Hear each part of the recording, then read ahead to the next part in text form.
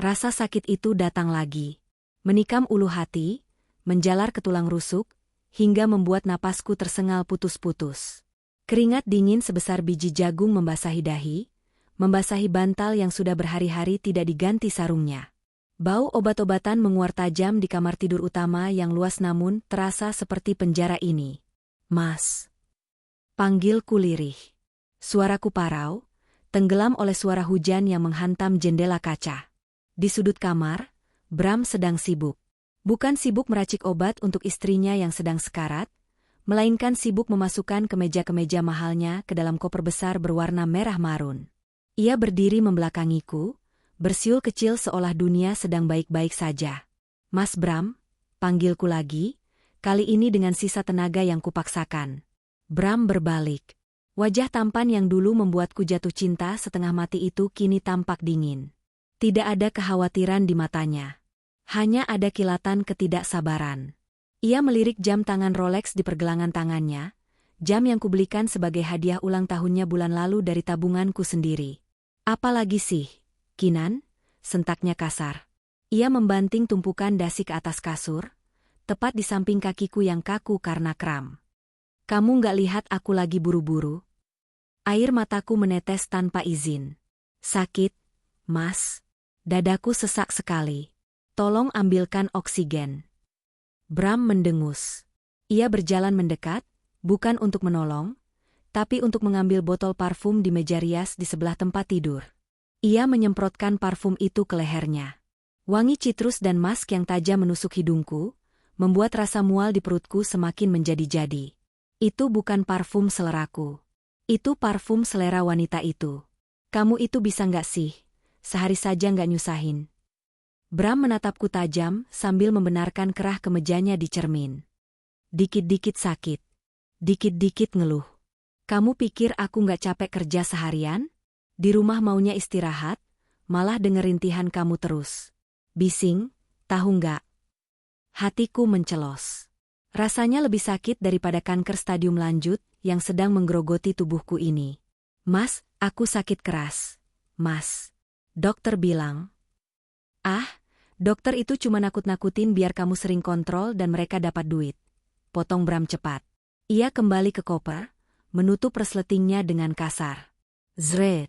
Suara itu terdengar seperti menyobek sisa harapanku. "Kamu mau kemana bawa koper besar begitu?" tanyaku, meski firasatku sudah meneriakkan jawaban yang menyakitkan. Bram terdiam sejenak. Ia menegakkan tubuh, menatapku dengan tatapan yang benar-benar asing. Tidak ada rasa bersalah sedikit pun di sana. "Lia mau melahirkan," ucapnya datar. Duniaku runtuh. Lia. Nama itu. Pelakor yang selama 2 tahun ini menjadi duri dalam daging pernikahan kami. Wanita yang awalnya dikenalkan Bram sebagai sekretaris baru yang polos dan butuh bimbingan, ternyata dibimbing hingga keranjang. "Kamu mau menemani dia melahirkan?" tanyaku tak percaya. "Sementara istrimu sedang sekarat di sini? Jaga mulutmu." Bram menunjuk wajahku. "Lia itu butuh aku. Dia sendirian, dia takut. Dia sedang bertaruh nyawa melahirkan anakku. Anak laki-laki yang sudah lama aku idam-idamkan, yang gak pernah bisa kamu kasih karena rahim kamu yang lemah itu." Hinaan itu menampar harga diriku. Memang benar, kami belum dikaruniai anak. Tapi bukan karena aku tidak mau, melainkan karena Tuhan belum memberi kepercayaan. Dan sekarang, penyakit ini merenggut segalanya. "Mas, tolong." Aku mencoba meraih tangannya yang ada di tepi kasur. "Jangan pergi. Aku takut, Mas. Malam ini rasanya sakit sekali. Firasatku nggak enak. Temani aku sebentar saja." Bram menepis tanganku dengan kasar seolah tanganku adalah kotoran yang menjijikan. "Cukup, Kinan. Jangan drama," bentaknya. Suaranya menggelegar di kamar itu. "Urus dirimu sendiri. Kamu itu sudah dewasa. Sakit sedikit manja, nggak pantas. Di kulkas ada makanan, di meja ada obat. Minum sendiri. Jangan jadi beban hidupku terus-menerus." Ia menyambar pegangan koper. Roda koper itu bergemuruh di lantai parket kayu jati. Lantai rumah yang kubeli dengan hasil jerih payahku sebelum menikah. Rumah yang sertifikatnya atas nama kami berdua, karena kebodohanku yang terlalu mencintainya dulu. Mas. Bram berhenti di ambang pintu. Ia tidak menoleh. Aku akan menginap di sana beberapa hari sampai kondisi Lia pulih. Jangan telepon aku. Kalau kamu butuh sesuatu, pesan online saja. Jangan ganggu momen bahagiaku menyambut putra pertamaku. Blam. Pintu kamar ditutup keras. Hening. Hanya suara hujan dan detak jam dinding yang tersisa. Aku terbaring kaku, air mata mengalir deras membasahi pipi yang kian tirus. Sakit fisikku luar biasa, tapi sakit di hatiku jauh lebih mematikan. Suamiku, orang yang bersumpah di hadapan Tuhan untuk menjagaku dalam sakit dan sehat, kini pergi meninggalkan istrinya yang sedang berjuang melawan maut demi menyambut anak haram dari wanita lain. Dia bilang aku manja. Dia bilang aku beban. Perlahan, rasa sedih itu berubah. Awalnya panas di dada, lalu menjalar menjadi api yang membakar di kepala. Aku memejamkan mata, mengatur napas yang tersengal. Bayangan wajah Bram yang jijik melihatku, bayangan dia yang lebih memilih pelakor itu, berputar seperti film rusak di otakku. Urus dirimu sendiri. Kata-kata itu terngiang. Baik, Mas. Aku akan mengurus diriku sendiri. Aku memaksakan tubuhku untuk bergerak. Dengan tangan gemetar, aku meraih ponsel yang tergeletak di nakas. Layarnya retak sedikit di ujung, tapi masih berfungsi. Aku tidak menelepon dokter. Aku tidak menelepon ambulans. Nomor yang kutuju adalah Pak Herman, pengacara kepercayaan almarhum Papa, yang selama ini kusimpan kontaknya untuk keadaan darurat. Dan ini adalah keadaan paling darurat dalam hidupku. Halo, Kinan? Suara tua di seberang sana terdengar kaget menerima telepon malam-malam begini. Nak, kamu baik-baik saja? Suaramu terdengar buruk sekali. Pak Herman. Bisikku, mengumpulkan tenaga. Tolong saya, Pak. Apa yang terjadi? Bram menyakitimu lagi? Perlu saya panggil polisi? Bukan, Pak. Ini lebih penting dari polisi. Aku menarik napas panjang, menahan nyeri di paru-paru. Pak Herman, tolong siapkan dokumen jual beli. Semuanya. Rumah ini, apartemen di pusat kota, dan mobil Alphard yang dibawa Bram tidak, BPKB-nya ada di brankas saya. Jual?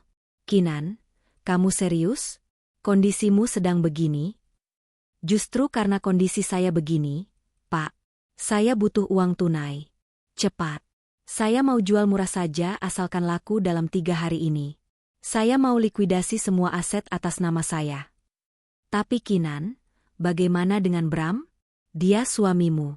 Rumah yang kalian tempati? Aku tertawa, tawa yang terdengar miris dan serak. Suami saya sedang sibuk, Pak. Sibuk menjadi ayah baru bagi anak wanita lain. Dia bilang saya harus mengurus diri sendiri. Jadi, saya akan melakukannya. Saya akan menjual rumah ini beserta isinya. Hening sejenak di seberang sana. Pak Herman tahu riwayat pernikahanku.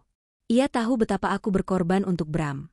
Mengangkat derajat laki-laki itu dari karyawan biasa menjadi direktur di perusahaan yang modalnya pun dari warisan orang tuaku.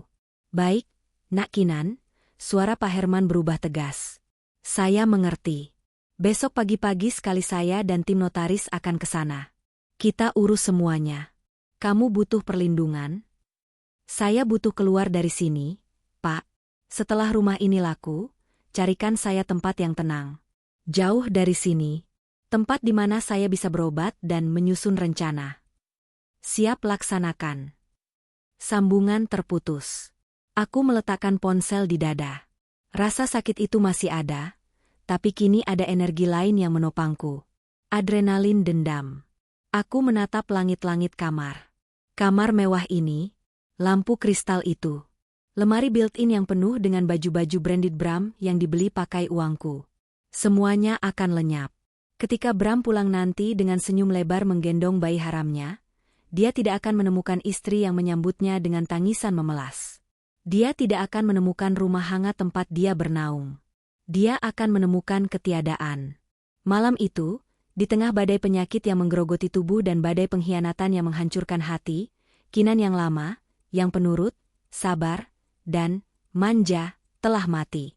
Malam ini, seorang wanita baru telah lahir. Wanita yang tidak punya rasa belas kasihan lagi. Aku menyeret tubuhku turun dari tempat tidur. Langkahku tertatih, berpegangan pada dinding. Aku menuju ruang kerja. Di balik lukisan abstrak di dinding, ada brankas tersembunyi.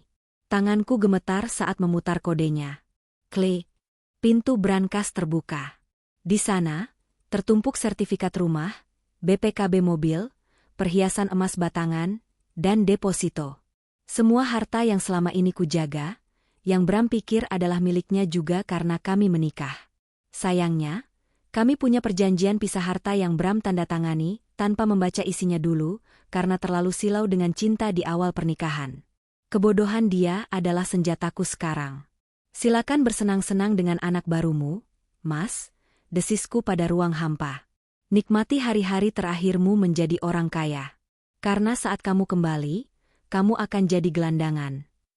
Rasa sakit di dadaku menyerang lagi, kali ini membuatku memuntahkan darah segar ke lantai karpet. Warna merahnya kontras dengan karpet krem mahal itu. Aku menyekanya dengan punggung tangan. Darah ini adalah saksi. Sumpahku malam ini adalah janji. Aku tidak akan mati sebelum melihat Bram hancur. Aku akan sembuh. Aku akan bangkit. Dan aku akan membeli kembali harga diriku dengan setiap tetes air mata yang jatuh malam ini. Pagi datang dengan kelabu, seolah langit ikut berkabung atas matinya sebuah pernikahan. Hujan semalam menyisakan genangan di halaman luas rumah mewah bergaya Mediterania ini. Namun, bagiku, pagi ini adalah awal dari sebuah pembersihan. Jam dinding menunjukkan pukul 7 pagi ketika bel gerbang berbunyi. Aku sudah siap. Duduk di sofa ruang tamu dengan wajah pucat yang kututupi sedikit bedak tipis agar tidak terlihat seperti mayat hidup. Di hadapanku, di atas meja marmer Italia, terhampar semua dokumen. Sertifikat hak milik, SHM, rumah, BPKB Alphard, BPKB mobil sport kesayangan Bram, dan beberapa sertifikat tanah investasi di luar kota. Pak Herman datang tidak sendiri.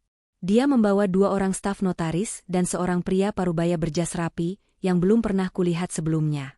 Assalamualaikum, Nak Kinan, sapa Pak Herman. Matanya membelalak kaget saat melihat kondisiku dari dekat. Tulang pipiku yang menonjol, tanganku yang kurus kering, dan napas yang terdengar berat. Ya Allah, kondisimu. Waalaikumsalam, Pak.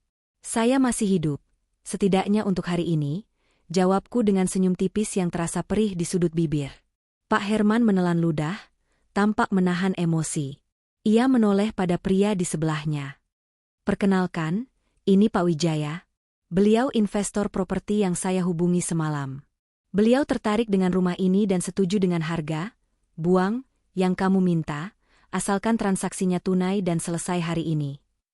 Pak Wijaya mengangguk sopan, matanya menyapu sekeliling ruangan dengan takjub. Rumah yang sangat indah, bukinan. Lokasi strategis, luas tanah 500 meter, bangunan mewah. Jujur, harga yang ibu tawarkan sangat miring. Apa ibu yakin? Aku menatap Pak Wijaya tajam. Saya yakin, Pak. Syaratnya hanya satu.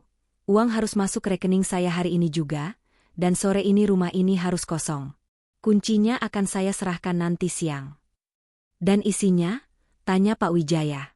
Isinya akan saya bersihkan. Bapak terima rumah kosong. Atau kalau ada perabot yang tidak sempat saya angkut, itu jadi bonus buat Bapak. Kecuali barang-barang pribadi. Pak Wijaya tersenyum lebar. Baginya, ini adalah durian runtuh. Mendapat rumah senilai 10 miliar dengan harga 6 miliar tunai. Bagiku, ini adalah tiket kebebasan. Baik. Kita tanda tangan sekarang, putusku. Proses itu berjalan cepat. Tangan kurusku menari di atas materai demi materai.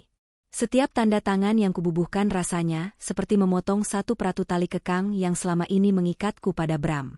Akta jual beli, AJB, ditandatangani. Pengalihan hak kendaraan ditandatangani. 1 jam kemudian, notifikasi di ponselku berbunyi. Ting. Angka 0 berderet panjang masuk rekening pribadiku, rekening lama yang tidak pernah diketahui Bram. Sudah beres, Nak Kinan, kata Pak Herman sambil membereskan berkas. Sekarang, kamu mau kemana? Saya sudah sewa jasa pindahan, Pak. Mereka akan datang sebentar lagi. Tolong Pak Herman awasi mereka. Angkut semua barang berharga yang bisa dijual lagi. Lukisan, Gucci, elektronik. Masukkan ke gudang lelang yang Bapak kenal. Jual semuanya, uangnya simpan di rekening trust fund untuk biaya pengobatan saya. Lalu barang-barang Bram? Tanya Pak Herman hati-hati. Aku terdiam sejenak. Ingatan tentang Bram yang menyeret koper merahnya semalam kembali terlintas. Urus dirimu sendiri, katanya. Kumpulkan semua baju dan barang pribadi Bram di tengah halaman. Perintahku dingin. Panggil tukang loak. Suruh mereka ambil apa saja yang mereka mau secara gratis. Sisanya, bakar atau buang ke tempat sampah. Pak Herman ternganga. Kinan itu kejam sekali. Lebih kejam mana dengan suami yang meninggalkan istrinya yang sekarat demi wanita lain, Pak? Pak Herman terdiam, lalu mengangguk tegas. Saya mengerti. Siang harinya, rumah itu sudah seperti kapal pecah. Bukan karena berantakan, tapi karena kosong melompong. Para pekerja jasa pindahan bekerja dengan efisien. Sofa kulit seharga ratusan juta, televisi 80 inch, hingga lampu gantung kristal di ruang tengah, semuanya diturunkan. Rumah yang dulu hangat dan penuh memori, palsu, itu kini kembali menjadi bangunan beton dingin tak bernyawa. Aku duduk di kursi roda, karena kakiku sudah terlalu lemah untuk berdiri lama, menyaksikan pembersihan itu. Bu, lemari di kamar utama sudah kosong. Baju-baju Pak Bram sudah kami tumpuk di luar sesuai instruksi, lapor salah satu pekerja. Bagus. Tukang loak sudah datang? Sudah, Bu. Mereka sedang rebutan jas dan sepatu di depan. Katanya merek mahal semua. Aku tersenyum miris. Jas Armani dan sepatu Gucci yang dulu dibanggakan Bram saat rapat direksi, kini jadi rebutan tukang rongsok. Betapa ironisnya hidup ini. Nilai barang itu jatuh, sama seperti nilai Bram di mataku. Bu Kinan, panggil Pak Herman yang baru masuk kembali. Mobil jemputan sudah siap. Kamu harus segera ke rumah sakit. Dokter spesialis onkologi yang saya rekomendasikan sudah menunggu. Kamar VIP sudah disiapkan. Aku mengangguk. Sebentar, Pak. Aku meminta didorong ke kamar utama untuk terakhir kalinya. Kamar itu kini kosong.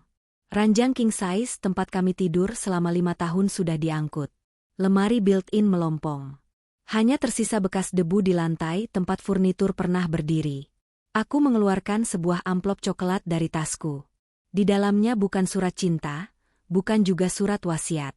Itu adalah surat gugatan cerai yang sudah kutandatangani, lengkap dengan salinan bukti transfer penjualan rumah ini. Aku meletakkan amplop itu di tengah lantai kamar yang kosong. Satu-satunya benda di ruangan seluas itu. Selamat menikmati kehampaan, Mas, bisikku. Aku berbalik, roda kursi berdecit di lantai kayu. Ayo, Pak, kita pergi. Perjalanan menuju rumah sakit swasta di pinggiran kota terasa sunyi. Aku memandang keluar jendela mobil. Hujan sudah berhenti, berganti matahari sore yang redup. Aku meninggalkan kawasan elit Pondok Indah, meninggalkan status Nyonya Direktur, meninggalkan rumah yang kubangun dengan keringat darah. Sekarang, aku hanya Kinan. Wanita sakit yang membawa satu koper kecil berisi beberapa helai pakaian dan laptop kerja. Tapi anehnya, meski tubuhku remuk redam, hatiku terasa ringan. Beban ekspektasi untuk menjadi istri sempurna sudah hilang. Beban untuk mempertahankan rumah tangga sendirian sudah lenyap. Ponselku bergetar. Sebuah pesan masuk dari nomor Bram. Jantungku berdesir, tapi bukan karena rindu. Mas Bram, Lia sudah melahirkan. Laki-laki, 3,2 kilogram. Sehat. Kamu jangan telepon dulu. Aku lagi sibuk urus administrasi dan tamu keluarga Lia. Ingat, minum obatmu.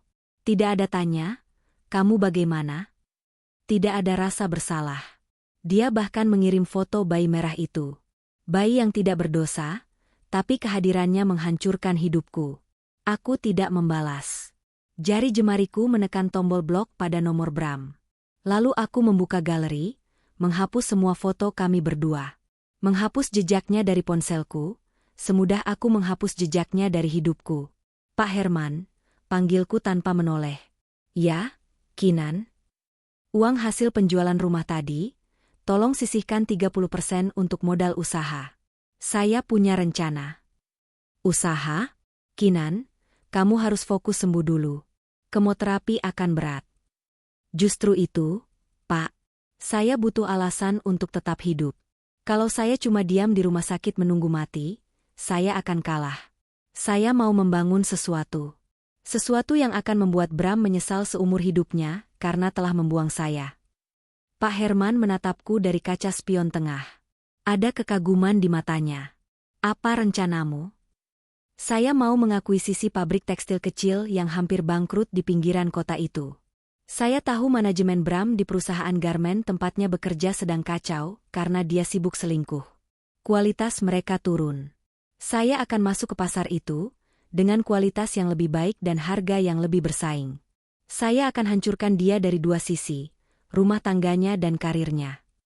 Mobil berbelok memasuki pelataran rumah sakit yang asri. Bangunan putih bersih menyambutku. Ini bukan rumah kematian. Ini adalah markas baruku. Saat perawat membantuku turun dari mobil dan memindahkanku ke brankar, rasa sakit di dada kembali menyerang hebat. Pandanganku berkunang-kunang. Ibu Kinan. Ibu Kinan bertahan, suara perawat terdengar menjauh. Dunia menjadi gelap. Tapi sebelum kesadaranku hilang sepenuhnya, aku bersumpah dalam hati. Bram, nikmatilah hari-harimu menemani pelakor itu. Tertawalah selagi bisa. Karena saat aku membuka mata nanti, hitungan mundur kehancuranmu dimulai. Di tempat lain, Bram tersenyum lebar menatap bayi mungil di dalam inkubator. Di sampingnya, Lia berbaring manja dengan infus di tangan, wajahnya glowing meski baru melahirkan. Mas, kamu nggak pulang? Istrimu gimana? Tanya Lia dengan nada yang dibuat-buat polos, padahal matanya menyiratkan kemenangan. Bram mengibaskan tangan. Ah, biarkan saja dia. Kinan itu kuat kok. Cuma lagi drama aja sakit-sakitan biar diperhatiin. Paling dia lagi tidur di kamar sekarang. Rumah itu nyaman banget. Lia, nanti kalau kamu sudah pulih, kita bawa Dava, anak mereka, main ke sana ya. Siapa tahu Kinan mau terima nasib dan momong Dava. Lia tertawa kecil. Kamu jahat Mas. Tapi aku mau sih tinggal di rumah gedong itu. Bram mengecup kening Lia. Apapun buat kamu dan jagoan kita. Tenang saja, Kinan itu bucin sama aku. Dia nggak bakal berani macem-macem. Paling cuma ngambek sehari 2 hari. Bram tidak tahu, saat dia mengucapkan itu, rumah gedong yang dia banggakan sudah berganti kunci. Dan, istri bucin, yang dia remehkan sedang berjuang antara hidup dan mati, menyiapkan badai yang akan menyapu bersih senyum di wajahnya. 3 hari berlalu. Matahari bersinar terik, seolah mengejek Bram yang sedang berseri-seri. Ia memarkirkan mobil sedan dinas kantornya di depan gerbang hitam rumah mewahnya. Di kursi penumpang, Lia duduk sambil menggendong bayi mereka, Dava, yang terbungkus selimut tebal. Panas banget sih, Mas, keluh Lia, mengibaskan tangan ke wajahnya yang penuh makeup. Buruan masuk dong. Kasihan Dava kena matahari. Aku juga masih nyeri nih bekas jahitan. Sabar, sayang, ujar Bram lembut sambil mematikan mesin. Ia tersenyum, membayangkan skenario yang sudah ia susun di kepala.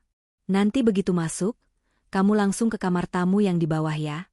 Biar aku yang ngomong sama Kinan. Dia pasti marah, tapi kalau lihat bayi lucu ini, hatinya pasti luluh. Kinan itu kan pengen banget punya anak. Awas ya kalau dia judes sama aku, ancam Lia manja. Nggak bakal berani, ini rumahku, aku suaminya. Dia harus nurut. Bram turun dari mobil dengan percaya diri. Ia berjalan menuju gerbang kecil di samping gerbang utama. Ia menekan tombol password digital yang terpasang di sana. Tut, error. Bram mengernyit. Ia mencoba lagi. 121015, tanggal pernikahannya dengan Kinan. Error. Akses denied. Sialan, rusak apa ya? Gumam Bram. Ia merogoh saku, mengeluarkan kunci cadangan manual. Ia mencoba memutar lubang kunci. Kunci itu tidak bisa masuk sepenuhnya. Lubang kuncinya sudah diganti. Mas, kok lama banget sih? teriak Lia dari dalam mobil, kaca jendelanya sudah diturunkan. Suara tangisan bayi mulai terdengar melengking. Kepanikan mulai merayap di dada Bram. Ia menggedor gerbang besi itu dengan keras. Kinan, buka pintunya. Jangan kekanak-kanakan main ganti kunci segala.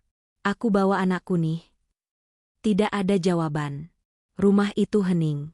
Tirai-tirai jendela di lantai 2 tertutup rapat. Namun, ada yang aneh. Pot-pot bunga anggrek mahal kesayangan Kinan yang biasanya berjejer rapi di teras, kini tidak ada. Teras itu kosong. Tiba-tiba, pos satpam di ujung jalan terbuka. Seorang satpam berseragam biru tua, bukan Pak Ujang, satpam komplek yang biasa Bram kenal, berjalan mendekat dengan pentungan di pinggang. Maaf, Pak. Ada perlu apa teriak-teriak di depan rumah orang? Tegur satpam itu tegas. Bram menoleh dengan wajah merah padam. Rumah orang? Kamu buta? Ini rumah saya. Saya Bramantio, pemilik rumah ini. Panggil istri saya keluar. Satpam itu menatap Bram dari ujung kaki ke ujung kepala dengan tatapan curiga. Ia mengeluarkan sebuah buku catatan kecil. Pak Bramantio? Satpam itu mengecek catatan. Maaf, Pak. Berdasarkan data dari pemilik baru, Bapak tidak punya izin masuk. Jantung Bram seakan berhenti berdetak sedetik. Pemilik baru? Betul. Rumah ini sudah beralih ke pemilikan 3 hari yang lalu. Sekarang milik Bapak Wijaya. Kebetulan Pak Wijaya sedang meninjau renovasi di dalam. Bapak tunggu di sini, jangan bikin keributan. Sebelum Bram sempat mencerna kata-kata itu, gerbang otomatis bergeser terbuka perlahan. Sebuah mobil pick-up material keluar, diikuti oleh seorang pria paruhbaya yang mengenakan helm proyek. Itu Pak Wijaya, orang yang ditemui Kinan. Bram langsung menerobos masuk begitu melihat celah. Heh, siapa kamu? Bentak Bram, menunjuk wajah Pak Wijaya. Kenapa kamu ada di rumah saya? Di mana istri saya? Pak Wijaya membuka helmnya dengan tenang. Ia menatap Bram dengan senyum sinis yang penuh arti. Oh, ini rupanya Pak Bramantio. Mantan suami Bu Kinan? Mantan? Saya masih suaminya. Secara hukum mungkin masih proses, tapi secara kepemilikan aset, Anda sudah tidak punya hak di sini, jawab Pak Wijaya dingin. Ia melambaikan tangan ke arah rumah yang pintu utamanya terbuka lebar. Bram ternganga melihat ke dalam. Kosong. Benar-benar kosong. Tidak ada sofa Italia tempat ia biasa menonton bola. Tidak ada lukisan mahal. Tidak ada karpet Persia. Lantainya bersih, hanya menyisakan gema suara tukang yang sedang membongkar wallpaper dinding. Kinan? Desis Bram, kakinya lemas. Apa yang dia lakukan? Bu Kinan menjual rumah ini kepada saya secara tunai, lengkap dengan segala isinya. Jelas Pak Wijaya santai. Beliau bilang, beliau ingin membuang semua kenangan buruk. Jadi, saya beli rumah kosong. Barang-barangnya sudah diangkut semua. Itu tidak mungkin. Ini harta Gonogini. Dia tidak bisa jual tanpa tanda tangan saya. Teriak Bram histeris. Cek lagi sertifikatnya, Pak, potong Pak Wijaya. Sertifikat rumah ini atas nama Kinan Larasati, perolehan sebelum nikah. Ada perjanjian pisah harta juga yang Bapak tanda tangani dulu. Legalitasnya sah 100%. Bram mundur selangkah, menabrak pilar teras. Ingatannya kembali ke masa lalu, saat ia dengan sombong menandatangani tumpukan kertas pranikah tanpa membaca, karena ia yakin Kinan yang bucin tidak akan pernah meninggalkannya. Bajuku. Bram bergumam, matanya liar mencari ke sekeliling. Barang-barangku, laptop kerjaku. Pak Wijaya menunjuk ke sudut halaman, dekat tempat pembuangan sampah sementara. Di sana, ada tumpukan abu sisa pembakaran yang sudah basah kena hujan, dan beberapa kain perca yang kotor. Bu Kinan bilang, barang-barang Bapak silahkan diambil pemulung. Sisanya yang tidak laku, dibakar. Mungkin itu sisa jas Armani Bapak. Baji. Bram meraung. Emosinya meledak. Ia hendak merangsek masuk mencari Kinan, tapi 2 orang pekerja bangunan bertubuh kekar langsung menahannya. Lepaskan. Kinan pasti sembunyi di suatu tempat. Kinan, keluar kamu wanita gila. Di saat keributan itu terjadi, Lia keluar dari mobil sambil menggendong bayi, wajahnya pucat pasi. "Mas Bram, ini kenapa? Kok rumahnya kosong? Kita mau tinggal di mana?" rengek Lia, panik melihat situasi. Pak Wijaya tertawa kecil melihat pemandangan itu. "Wah, ini pelakornya ya? Dan itu anaknya? Ceka, pantas Bu Kinan muak. Dengar ya, Pak Bram. Bu Kinan menitipkan pesan untuk Anda." Pak Wijaya merogoh saku kemejanya, mengeluarkan sebuah amplop coklat yang sudah lecek. Ia melemparnya ke dada Bram. Amplop itu jatuh ke tanah becek. Dengan tangan gemetar, Bram memungutnya. Ia merobek amplop itu. Isinya adalah surat gugatan cerai dari pengadilan agama, dan selembar kertas tulisan tangan Kinan. Tulisan itu berantakan, guratannya lemah, seolah ditulis dengan sisa tenaga terakhir, tapi pesannya tajam menusuk jantung. "Mas Bram, kamu bilang aku manja. Kamu bilang aku harus urus diriku sendiri. Sekarang aku sudah melakukannya. Rumah ini, mobilmu, dan semua fasilitas yang kamu nikmati dari uangku, sudah kuambil kembali.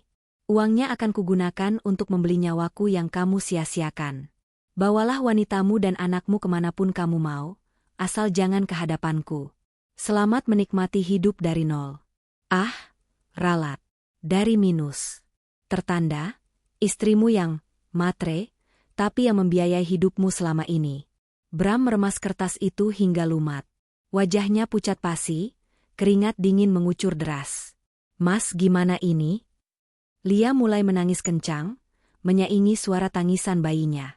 "Susu Daffa habis, popoknya habis. Uang di dompetku tinggal 100.000. Kamu bilang kita bakal hidup enak di sini." Bram menatap Lia dengan tatapan kosong. Mobil dinas kantor itu, bensinnya tinggal 1 bar. Kartu kreditnya, semua supplementary card dari rekening Kinan. Gaji dia sendiri, habis untuk gaya hidup dan biaya persalinan VIP Lia kemarin. "Pergi dari sini sekarang, sebelum saya panggil polisi atas tuduhan menerobos properti orang lain," ancam Pak Wijaya tegas. Bram tidak punya pilihan. Dengan langkah gontai seperti orang mabuk, ia menyeret kakinya kembali ke mobil.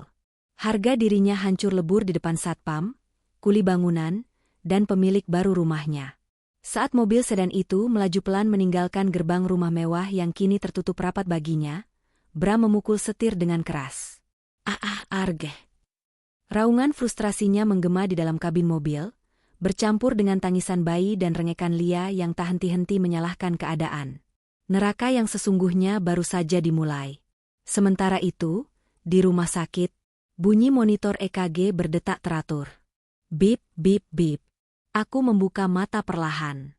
Pandanganku masih kabur. Hal pertama yang kulihat adalah selang infus yang menancap di tangan kanan dan kiriku. Rasa mual akibat kemoterapi tahap pertama mulai terasa mengocok perut. "Sudah sadar, Bu Kinan?" Seorang dokter muda dengan masker tersenyum di samping ranjangku. Operasi pemasangan port untuk kemoterapi berjalan lancar. Tapi kondisi ibu masih sangat lemah. Kankernya agresif, tapi semangat ibu luar biasa. Aku mencoba tersenyum, meski rasanya bibirku kering sekali. "Saya belum boleh mati, Dok." "Tentu saja. Kita akan berjuang sama-sama." Pintu kamar terbuka pelan. Pak Herman masuk dengan wajah lega melihatku sudah sadar. Ia membawa tablet kerjanya. "Kinan," sapanya lembut. "Istirahatlah dulu. Jangan mikir kerjaan." "Gimana, Bram?" tanyaku lirih. Suaraku hampir tak terdengar. Pak Herman tersenyum miring, senyum penuh kepuasan. "Pak Wijaya baru saja menelepon. Katanya ada drama seru di depan rumah lamamu tadi siang." Bram mengamuk, menangis, lalu diusir seperti kucing kurap. Sekarang dia mungkin sedang kebingungan mencari kontrakan murah, karena semua kartu kredit yang terhubung dengan rekeningmu sudah saya blokir permanen pagi ini. Mendengar itu, rasa sakit di dadaku seolah terangkat sedikit. Ada kepuasan gelap yang mengalir di darahku, menjadi doping alami yang lebih kuat dari obat apapun. "Bagus," bisikku. "Itu baru permulaan, Pak. Sekarang, tolong buka berkas pabrik tekstil yang saya minta." "Kinan, kamu baru sadar dari bius." "Buka, Pak Herman. Waktu saya tidak banyak.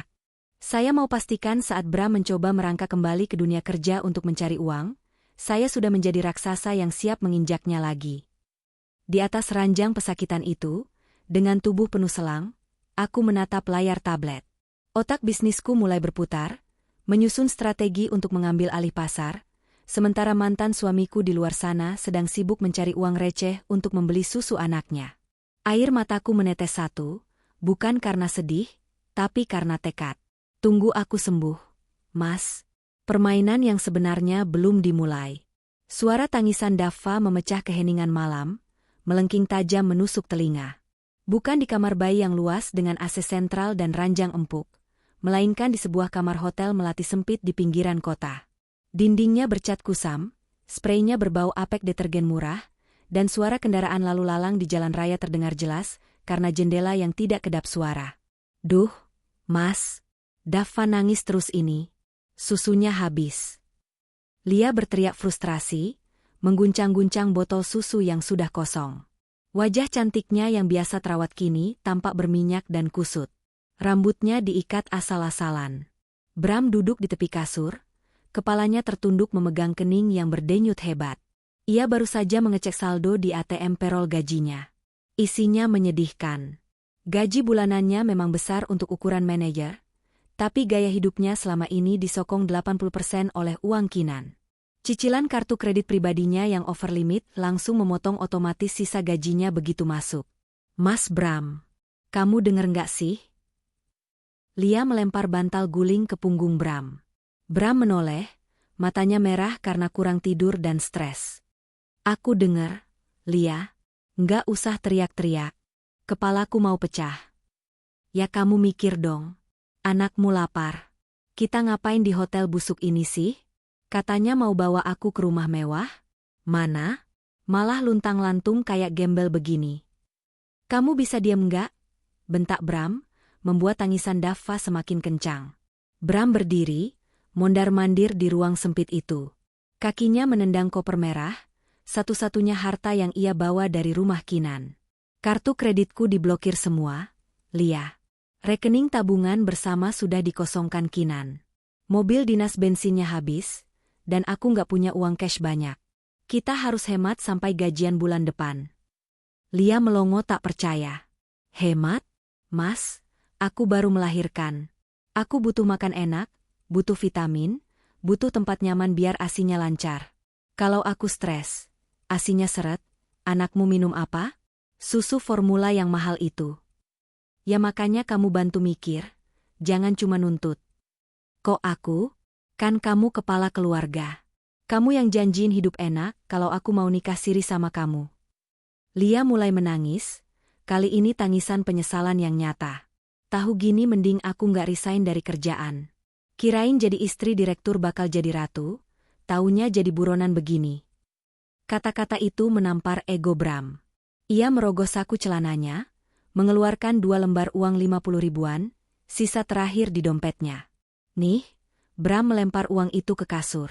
Beli susu sachet di minimarket depan. Sisanya beli nasi bungkus. Aku mau keluar cari angin. Bram menyambar kunci mobil dan keluar, membanting pintu kamar hotel Reot itu. Ia butuh udara segar, meski udara di luar penuh debu jalanan. Ia duduk di dalam mobil dinasnya yang terparkir di halaman hotel yang gelap. Ia memukul setir sekuat tenaga. Bayangan kamar tidurnya yang nyaman, masakan Kinan yang selalu hangat, dan pijatan tangan Kinan saat ia pulang kerja, tiba-tiba menghantuinya. Sialan kamu, Kinan. Desisnya. Kamu pikir aku bakal mati tanpamu? Lihat saja. Aku masih punya jabatan. Aku masih direktur operasional. Besok aku akan ke kantor, minta kasbon atau apalah. Aku akan bangkit. Tapi jauh di lubuk hatinya, Bram tahu. Jabatan itu didapat karena rekomendasi almarhum ayah Kinan yang dulu adalah komisaris utama. Tanpa proteksi Kinan, posisinya di perusahaan bagaikan telur di ujung tanduk. 3 hari kemudian, di ruang kemoterapi VIP, cairan bening itu menetes perlahan melalui selang infus, masuk ke pembuluh darahku melalui chemoport yang tertanam di dada. Rasanya dingin, lalu perlahan membakar. Ini adalah siklus kemoterapi pertamaku. Efeknya datang lebih cepat dari dugaan. Tadi pagi, saat menyisir rambut, segenggam besar rambut panjangku rontok begitu saja di tangan. Aku menatap gumpalan hitam itu dengan nanar. Mahkota kebanggaanku. Bram dulu suka sekali membelai rambut ini. "Bukinan, mualnya masih parah?" tanya suster yang masuk mengecek tensi. Aku mengangguk lemah, memeluk baskom kecil yang sudah menjadi teman setiaku 2 hari ini. Rasanya seperti diaduk-aduk. "Sus. Tahan ya, Bu. Ini obatnya sedang bekerja membunuh sel kankernya. Ibu harus kuat makan biar leukositnya nggak turun." Setelah suster pergi, Pak Herman masuk. Wajah tua itu tampak prihatin melihat kondisiku yang semakin kurus. Tapi matanya berbinar membawa kabar yang kutunggu. "Gimana, Pak?" tanyaku langsung, mengabaikan rasa sakit di tubuhku. Pak Herman duduk, membuka map merah muda. "CV Tenun Sejahtera. Pabrik tekstil yang kamu incar. Pemilik lamanya, Pak Rahmat, setuju dengan harga akuisisi yang kita tawarkan. Dia memang sudah mau pensiun dan anak-anaknya tidak ada yang mau meneruskan." "Bagus," suaraku serak tapi tegas. "Kapan tanda tangan?" Dia minta minggu depan. "Tapi Kinan, kamu yakin? Pabrik itu supplier utama kain untuk perusahaan tempat Bram bekerja.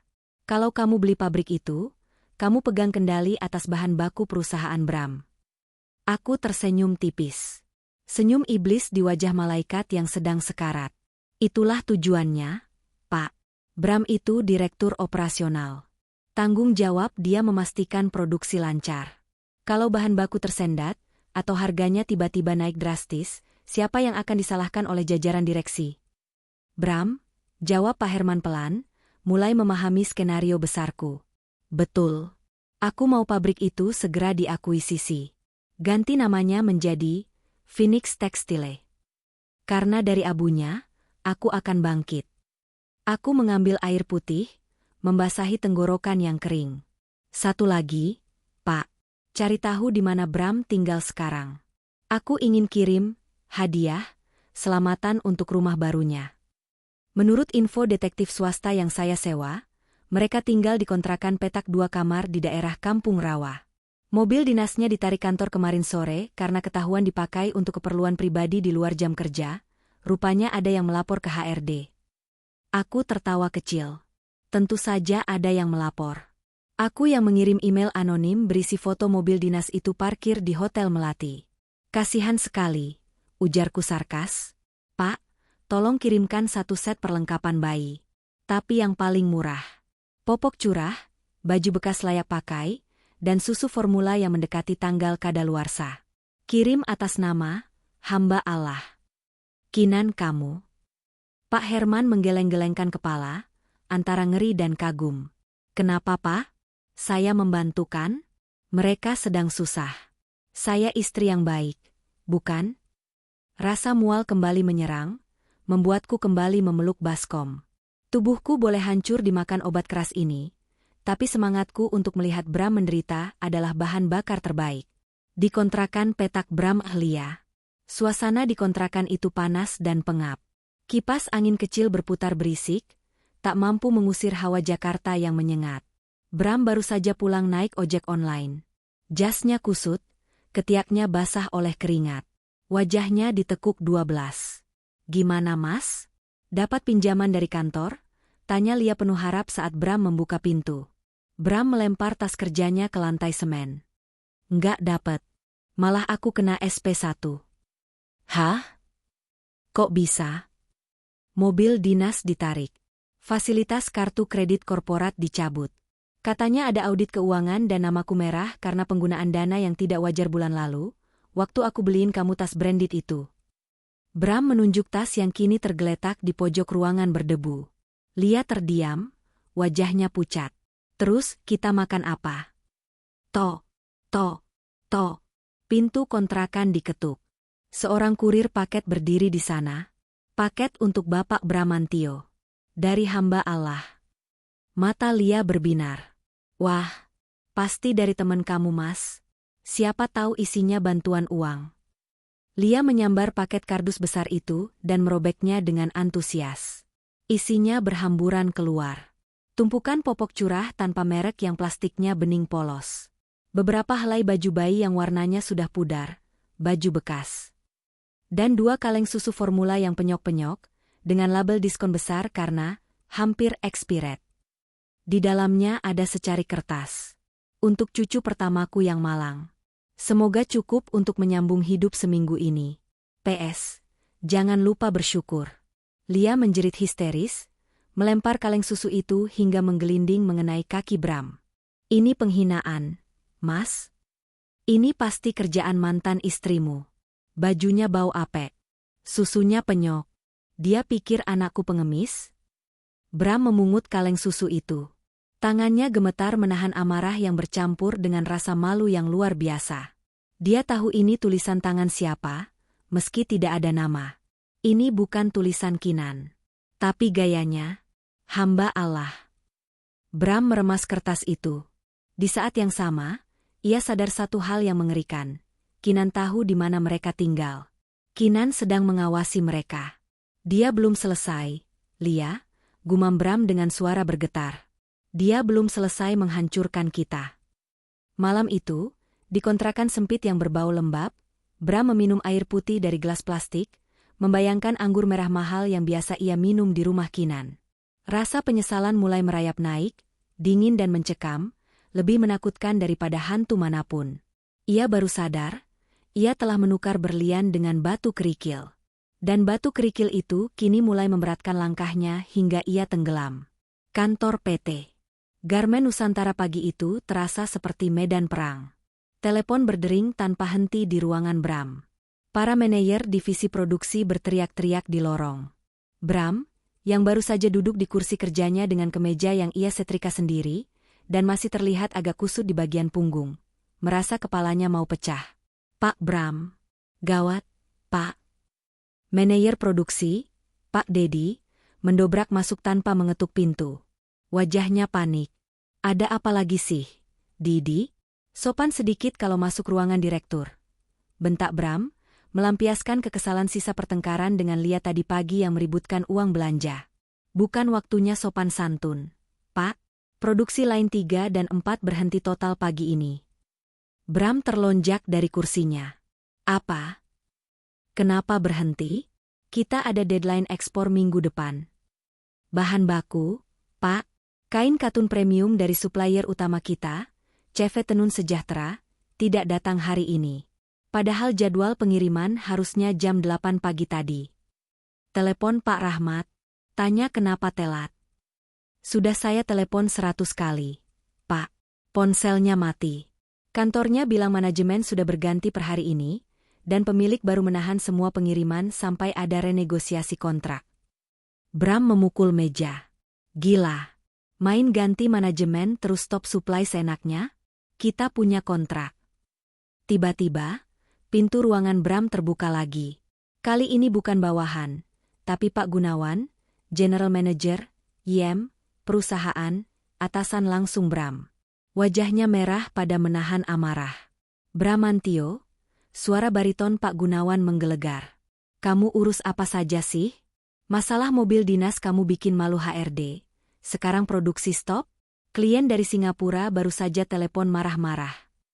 Maaf, Pak Gan. Ini masalah supplier. Saya tidak mau dengar alasan. Kamu direktur operasional. Kamu yang bertanggung jawab atas rantai pasok. Pergi ke pabrik supplier itu sekarang juga. Seret pemilik barunya ke sini atau bujuk mereka kirim barang hari ini juga. Kalau sampai deadline ekspor gagal, surat pemecatanmu saya tanda tangani sore ini. Ancaman itu membuat darah Bram surut dari wajahnya. Dipecat? Di saat dia tidak punya tabungan, punya bayi baru, dan istri yang menuntut? Itu sama saja kiamat. Baik, Pak. Saya berangkat sekarang. Bram memacu motor metik bekas yang baru dibelinya kemarin secara kredit. Karena dia tidak sanggup beli mobil lagi, dan malu naik angkutan umum ke kantor. Ia menerobos kemacetan kawasan industri di pinggiran kota. Debu dan asap knalpot menempel di wajah dan kemejanya, membuatnya semakin terlihat menyedihkan. Sampai di gerbang pabrik CV Tenun Sejahtera, Bram melihat ada yang berubah. Papan nama Kusam di depan sudah dicopot. Diganti dengan papan nama baru yang mentereng, bertuliskan huruf emas elegan. Phoenix Textile Industry. Phoenix, gumam Bram sambil memarkir motornya. Namanya gaya banget. Pasti pemilik barunya orang kaya baru yang sombong. Bram berjalan cepat menuju lobi. Resepsionis menahannya. Maaf, Pak. Ada janji. Saya Bramantio, Direktur Operasional PT Garmen Nusantara. Saya mau ketemu pemilik baru pabrik ini. Darurat. Resepsionis itu mengecek komputer sebentar, lalu tersenyum tipis. Senyum yang terasa meremehkan. Oh, Bapak Bramantio. Silakan. Ibu Direktur Utama sudah menunggu Bapak di ruang rapat utama di lantai 2. Ibu? Batin Bram. Pemiliknya perempuan. Bram melangkah lebar menaiki tangga. Ia menyusun kata-kata di kepalanya.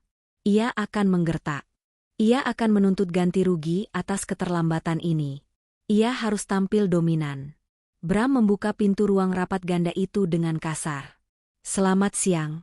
Saya mau protes keras atas keterlambatan. Kata-kata Bram tercekat di tenggorokan. Ruangan itu dingin, AC disetel di suhu terendah. Di ujung meja panjang berbahan kayu jati, duduk seorang wanita. Dia membelakangi jendela besar, sehingga cahaya matahari membuatnya tampak siluet sesaat. Wanita itu mengenakan setelan blazer putih bersih yang membalut tubuhnya yang sangat kurus.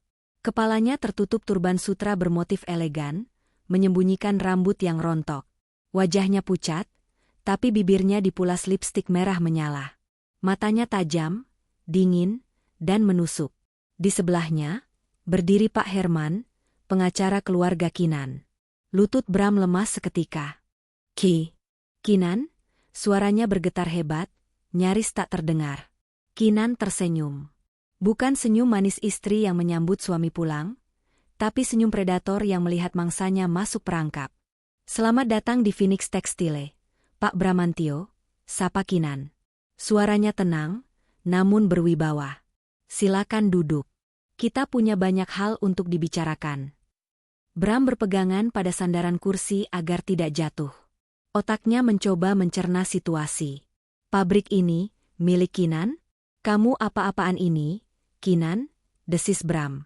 Kamu beli pabrik ini cuma buat ngerjain aku.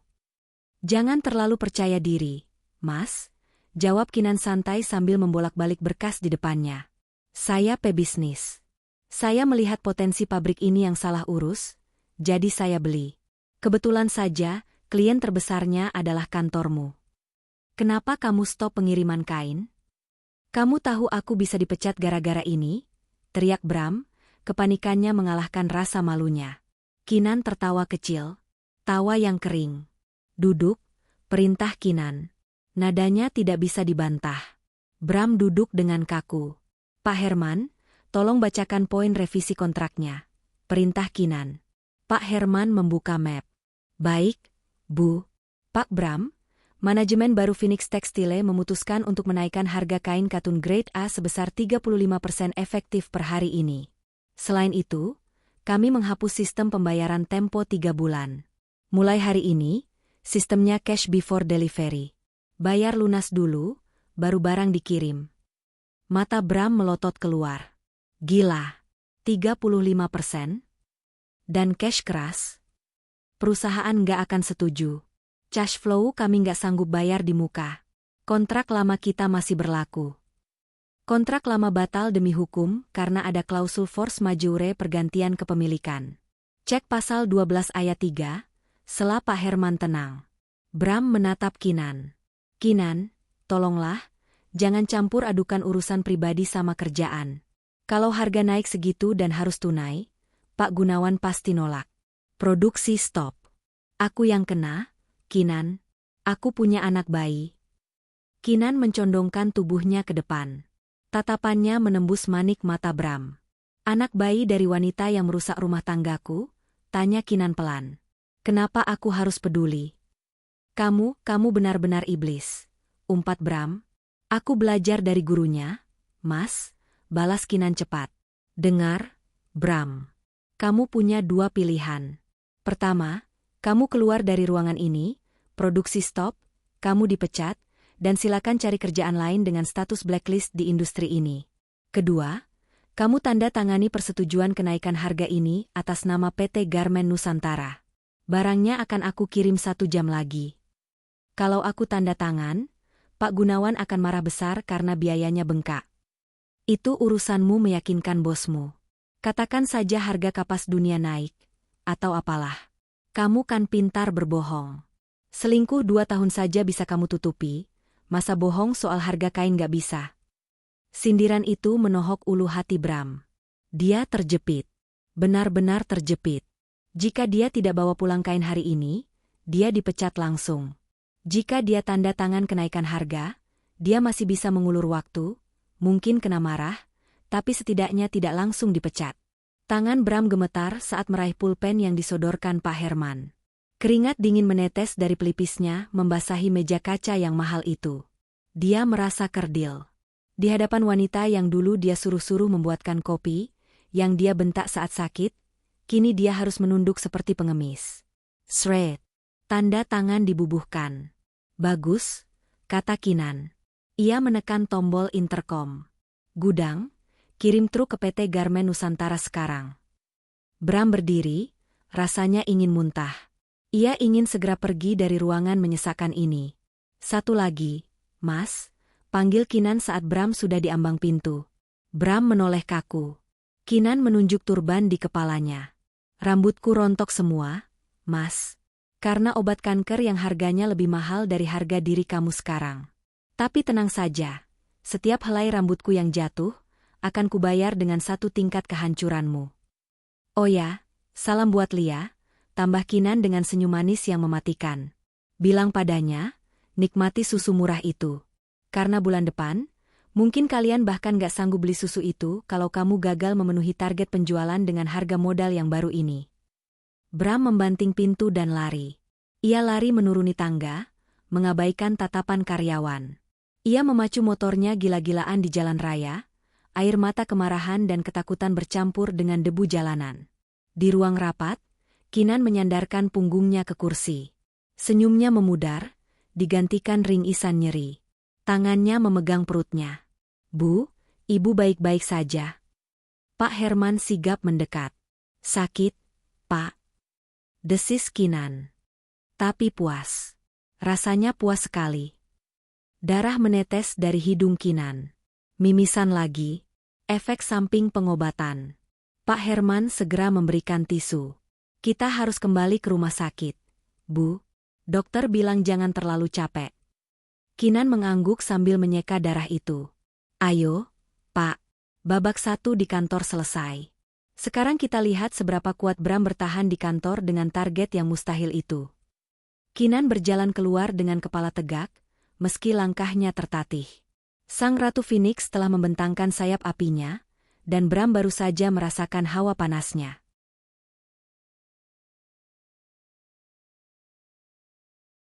Malam itu, kontrakan petak di kampung rawa terasa seperti oven. Kipas angin kecil di sudut ruangan berputar dengan suara krek-krek yang menyedihkan, seolah mengejek nasib penghuninya. Bram duduk di lantai beralaskan tikar plastik, menatap layar laptop kantornya dengan pandangan kosong. Di hadapannya, semangkuk mie instan yang sudah mengembang dan dingin tak disentuh. Pikirannya masih tertinggal di ruang rapat Phoenix Textile siang tadi. Tatapan dingin Kinan, senyum meremehkan itu, dan tanda tangan kontrak yang menjerat lehernya.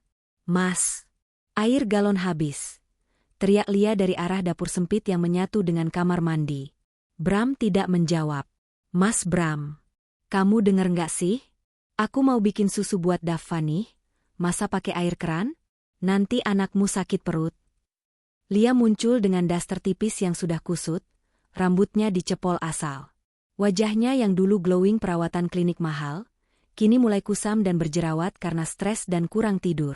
Bram menghela napas panjang, berat sekali rasanya. Beli di warung depan, Lia. Cuma 5.000 perak. Duitnya mana? Lia menengadahkan tangan. Dompetku kosong. Tadi siang tukang sayur lewat, aku ngutang bawang sama cabe. Malu tahu nggak?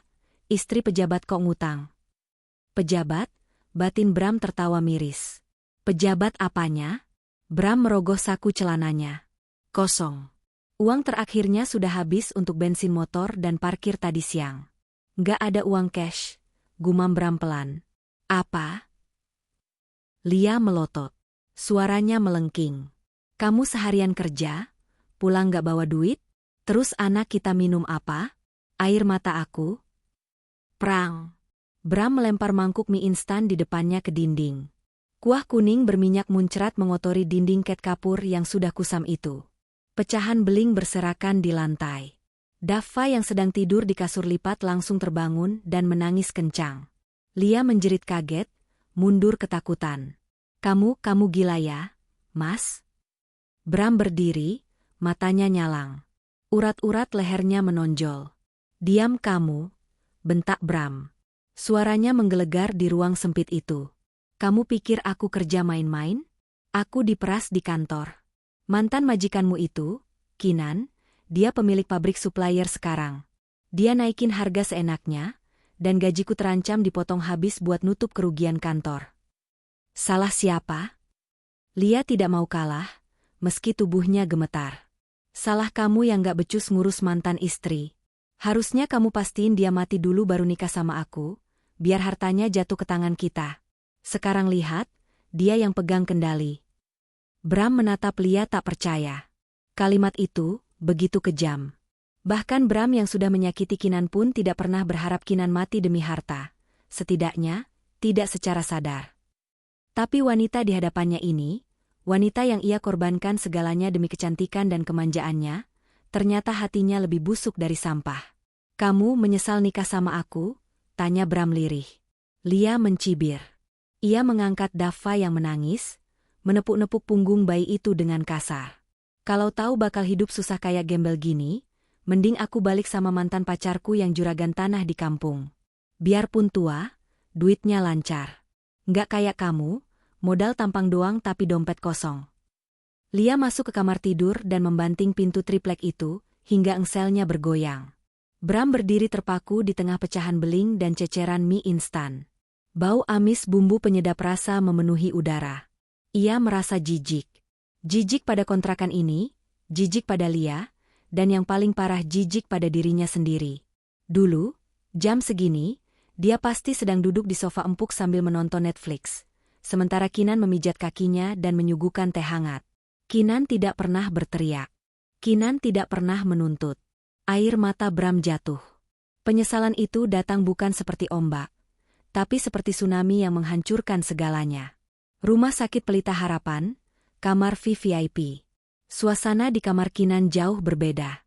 Tenang, sejuk, dan wangi aromaterapi lavender. Namun, ketenangan itu terusik oleh suara monitor yang berbunyi lebih cepat dari biasanya. Bip bip bip bip. Kinan mencengkeram sprei kuat-kuat. Tubuhnya kejang. Rasa sakit yang luar biasa menghantam tulang punggungnya, seolah ada yang memukulinya dengan palu godam dari dalam. Sakit-sakit. Rintihnya. Keringat dingin membanjiri tubuhnya yang kurus. Pintu terbuka cepat. Seorang dokter pria berjas putih masuk diikuti dua perawat. Dokter itu masih muda, mungkin awal 30-an, dengan wajah tegas namun tatapan matanya teduh. Namanya Dr. Arya, spesialis onkologi yang baru kembali dari Jerman. Suster, siapkan morfin 5 mg, injeksi pelan. Perintah Dr. Arya tegas sambil memeriksa pupil mata Kinan dengan senter penlig. Dok, jangan bius total. Bisik Kinan di sela rintihannya. Saya masih ada kerjaan. Dr. Arya menatap Kinan tajam. Tangannya sigap memegang pergelangan tangan Kinan, menyalurkan rasa aman. Ibu Kinan, tolong kooperatif. Tubuh ibu sedang berontak. Pekerjaan bisa menunggu, nyawa ibu tidak. Suara Dr. Arya bariton dan menenangkan, tapi penuh otoritas. Berbeda dengan Bram yang selalu membentaknya, manja, nada bicara dokter ini menyeratkan kepedulian profesional yang tulus. Suster menyuntikkan obat ke selang infus. Perlahan, cengkeraman tangan Kinan melemas. Rasa sakit yang meledak-ledak itu perlahan surut menjadi dengungan tumpul di kejauhan. Napasnya mulai teratur. Dr. Arya tidak langsung pergi. Ia menarik kursi, duduk di samping ranjang, menunggu sampai detak jantung Kinan stabil di monitor. Ia mengambil tisu, lalu tanpa ragu menyeka keringat di dahi Kinan dengan lembut. Kinan membuka matanya setengah, menatap sosok dokter itu. "Kenapa dokter masih di sini?" tanyanya lemah. "Memastikan pasien saya tidak nekat lari dari rumah sakit buat beli pabrik lagi," jawab dokter Arya datar, tapi ada seulas senyum tipis di sudut bibirnya. "Pak Herman cerita soal aksi nekat ibu tadi siang. Ibu tahu itu berbahaya? Trombosit ibu rendah sekali. Sedikit saja benturan, pendarahan bisa fatal." Kinan tersenyum miris. "Saya harus melakukannya, Dok. Itu alasan saya hidup." "Balas dendam?" tebak dokter Arya. Kinan mengangguk. "Kalau saya mati sebelum dia hancur, saya akan jadi hantu penasaran." Dokter Arya menghela napas. Ia menutup berkas medis di tangannya. "Dendam memang bahan bakar yang kuat, Bu Kinan. Tapi itu bahan bakar kotor. Dia membakar mesinnya juga. Tubuh ibu hancur lebih cepat karena stres yang ibu ciptakan sendiri." "Saya nggak punya pilihan." "Punya," potong dokter Arya. Ia menatap lekat ke manik mata Kinan. "Pilihan untuk mencintai diri sendiri di sisa waktu yang ada. Pilihan untuk bahagia, bukan cuma puas melihat orang lain menderita." Kinan terdiam. "Bahagia?" Kata itu terdengar asing. Kapan terakhir kali dia bahagia? "Istirahatlah. Besok kita cek lab lagi. Kalau hasilnya buruk, saya terpaksa melarang semua kunjungan kerja, termasuk Pak Herman. Saya dokter ibu, saya yang berkuasa di ruangan ini. Mengerti?" Kinan ingin membantah, tapi tenaganya habis. Lagi pula, ada rasa nyaman yang aneh saat ada laki-laki yang melarangnya demi kebaikannya, bukan demi kepentingannya sendiri. "Baik, Dok," bisik Kinan sebelum matanya terpejam karena efek obat tidur. Dokter Arya membetulkan selimut Kinan sebatas dada. Ia menatap wajah pucat wanita itu sejenak. Ada rasa kagum di hati sang dokter melihat keteguhan wanita ini, sekaligus rasa iba yang mendalam. "Tidur yang nyenyak, Iron Lady," bisiknya pelan sebelum keluar kamar, mematikan lampu utama dan menyisakan lampu tidur yang remang. Keesokan harinya, di kantor PT Garmen Nusantara. Pukul 9 pagi. Bram berjalan masuk ke lobi kantor dengan mata bengkak dan wajah kuyu. Ia belum tidur semalaman karena bertengkar dengan Lia. Pakaiannya sama dengan yang kemarin, hanya disemprot parfum banyak-banyak untuk menutupi bau apek. "Pak Bram," dipanggil Pak Gunawan di ruangannya. "Sekarang?" kata sekretarisnya dengan wajah takut. Bram menelan ludah. Ia berjalan menuju ruangan Yem seperti terpidana mati menuju tiang gantungan. Di dalam ruangan, Pak Gunawan sedang memegang selembar kertas, salinan kontrak yang ditandatangani Bram kemarin. "Duduk," perintah Pak Gunawan dingin. Bram duduk. "Saya sudah baca kontrak gila ini." Pak Gunawan melempar kertas itu ke meja. "Kenaikan 35%? Cash di muka? Kamu gila, Bram? Marin keuntungan kita cuma 20%. Kalau bahan baku naik 35%, kita rugi bandar." Tapi Pak, kalau tidak tanda tangan, produksi berhenti. Phoenix Textile monopoli bahan baku kita." "Saya tahu," bentak Pak Gunawan. "Tapi bodohnya kamu tidak negosiasi bertahap. Kamu langsung setuju." Pak Gunawan menghela napas, memijat pelipisnya. "Direksi sudah rapat pagi ini. Karena kontrak sudah sah secara hukum dan kita butuh barangnya, perusahaan akan jalan terus. Tapi..." Jantung Bram berdegup kencang. Perusahaan tidak akan menanggung kerugian ini sendirian. Sebagai penanggung jawab negosiasi yang gagal, komisi tahunan kamu dihapus. Bonus akhir tahun ditiadakan. Dan gaji pokok kamu dipotong 40% selama setahun untuk menutupi selisih biaya produksi. Apa?" Bram terlonjak. "Pak, itu tidak adil. Gaji saya dipotong 40%? Saya makan apa, Pak? Saya punya bayi. Syukuri kamu tidak saya pecat." Pak Gunawan menunjuk pintu. "Kalau kamu tidak terima, silakan ajukan surat pengunduran diri sekarang juga. Di luar sana banyak yang antre mau posisi kamu." Bram terduduk lemas. Potong 40%. Gajinya yang sekarang saja sudah minus karena gaya hidup Lia, apalagi dipotong separuh? Itu artinya dia benar-benar akan hidup pas-pasan, atau bahkan kurang. Satu lagi, tambah Pak Gunawan. Mobil dinas pengganti untuk level direktur yang harusnya turun bulan depan, saya batalkan untuk kamu.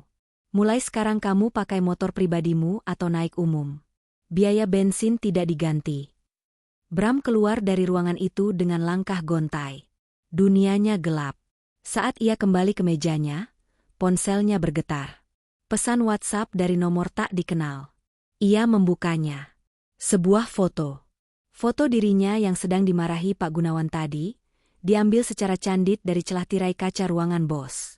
Angle-nya sempurna, menunjukkan wajah Bram yang memelas dan ketakutan. Di bawahnya ada caption, ekspresi yang bagus. Mas, cocok buat foto profil LinkedIn kamu kalau nanti jadi pengangguran. Semangat kerja Rodinya ya. Senang. Bram membanting ponselnya ke meja. Layarnya retak. Dia tahu siapa pengirimnya. Kinan punya mata-mata di kantor ini. Mungkin OB, mungkin security, atau mungkin salah satu staf yang dulu pernah dibantu Kinan. Bram merasa diawasi. Dia merasa dikepung. Di rumah ada Lia yang menuntut, di kantor ada bos yang menekan, dan di atas sana ada Kinan yang memegang tali nasibnya seperti dalam memainkan wayang. Untuk pertama kalinya, Bram merasa takut bukan main. Bukan takut miskin, tapi takut bahwa ini baru permulaan dari neraka yang disiapkan Kinan untuknya. Tanggal 25. Tanggal keramat bagi para karyawan. Bram menatap layar ponselnya dengan tangan gemetar. Notifikasi M-Banking baru saja masuk. Gaji bulanannya sudah ditransfer. Namun, jumlah yang tertera di sana membuat napasnya tercekat. Setelah dipotong 40% kebijakan kantor, angsuran motor, dan sisa tagihan kartu kredit yang auto-debit sebelum sempat ia blokir, saldo yang tersisa hanya Rp1.200.000. Rp1.200.000. Untuk hidup sebulan di Jakarta. Dengan istri yang boros dan bayi yang butuh susu. Bangsat, umpat Bram tertahan di kubikel kantornya. Ponselnya bergetar lagi. Pesan dari Lia. Mas, pulang bawa susu Daffa yang merek mahal ya. Daffa mencret minum susu murah dari mantan istrimu itu. Badannya panas. Sekalian beli token listrik, udah bunyi titik terus. Bram memijat pelipisnya. Susu merek mahal satu kaleng harganya Rp300.000. Token listrik minimal Rp100.000. Pampers. Makan. Uang bensin. Uang itu akan habis dalam 3 hari. Di tengah kepanikan itu, sebuah iklan pop-up muncul di ponselnya saat ia membuka aplikasi berita. Butuh dana cepat? Cair dalam 5 menit. Tanpa jaminan. Limit hingga 10 juta. Pinjaman online, pinjol. Ilegal. Dulu, Bram adalah orang yang paling anti dengan hal seperti ini. Ia selalu menasihati bawahannya agar jangan terjerat lintah darat digital. Tapi sekarang, logika Bram sudah mati tertutup desakan kebutuhan. Dengan jari gemetar dan keringat dingin membasahi punggung, Bram mengunduh aplikasi itu. Ia memfoto KTP-nya, mengisi data darurat, mengisi nomor teman kantor yang paling ia benci sebagai kontak darurat, dan mengajukan pinjaman Rp5 juta. Ting. Dana cair. Masuk ke rekening. Bram menghela napas lega sesaat. Rasanya seperti mendapat oksigen tambahan di ruang hampa udara. Ia tidak memikirkan bunga mencekik yang akan datang minggu depan. Yang ia pikirkan hanya, hari ini aku selamat. Tapi uang ini hanya plester luka. Sumber masalahnya ada di Kinan. Selama Kinan menekan kantornya, Bram tidak akan pernah aman. Aku harus ketemu Kinan. Gumamnya, aku harus memohon. Kalau perlu sujud di kakinya. Dia perempuan lemah, dia pasti luluh kalau melihatku menangis. Sore harinya, Bram tidak langsung pulang. Ia memacu motornya menuju rumah sakit Pelita Harapan. Ia tahu Kinan dirawat di sana dari kop surat keterangan sakit yang pernah dikirim Pak Herman ke kantor.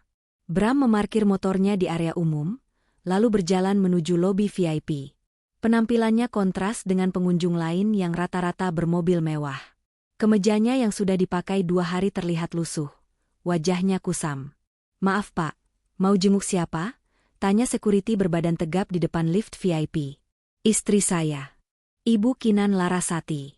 Kamar 305. Jawab Bram mantap, mencoba mengeluarkan aura pejabatnya yang sisa sedikit. Sebentar saya cek. Security itu mengangkat telepon. Halo, Nurse Station lantai 3? Ada tamu atas nama? Ia menatap Bram. Siapa nama Bapak? Bramantio. Suaminya. Security itu mengangguk, lalu mendengarkan jawaban dari seberang telepon. Wajahnya berubah tegas. Maaf, Pak. Pasien atas nama Ibu Kinan menolak semua kunjungan, terutama dari Bapak. Bapak dilarang naik. Apa? Saya suaminya. Saya punya hak. Bram mulai meninggikan suara, memancing perhatian orang-orang di lobi. Kalian menghalangi hak asasi manusia. Biarkan saya naik. Pak, tolong jangan bikin keributan atau kami seret keluar. Ancam security itu, tangannya sudah memegang pentungan. Bram mundur, menggeram marah. Ia tidak menyerah. Ia berjalan keluar lobi, memutar ke arah taman samping rumah sakit. Ia tahu biasanya pasien VIP sering diajak berjemur atau mencari udara segar di taman sore hari. Dan benar saja. Di kejauhan, di bawah pohon Kamboja yang rindang, Bram melihat kursi roda itu. Kinan duduk di sana, mengenakan piyama rumah sakit dan turban sutra yang sama. Wajahnya pucat, tapi ia tertawa kecil. Seorang dokter pria sedang duduk di bangku taman di sebelahnya, membacakan sebuah buku cerita, seperti membacakan dongeng untuk anak kecil. Itu Dokter Arya. Darah Bram mendidih. Ia merasa dikhianati lagi. Aku susah payah di sini, dia malah ketawa ketiwi sama laki-laki lain. Tanpa pikir panjang, Bram berlari menerobos pagar tanaman pendek. Kinan. Teriakan itu membuat Kinan terlonjak. Dokter Arya langsung menutup bukunya dan berdiri sigap, memposisikan badannya di antara Kinan dan Bram. Mau apa kamu kesini? Tanya Dokter Arya dingin. Bram berhenti 3 langkah dari mereka, napasnya terengah-engah. Matanya menatap tajam ke arah dokter itu, lalu beralih ke Kinan. Kinan, kita perlu bicara. Suruh dokter sialan ini pergi.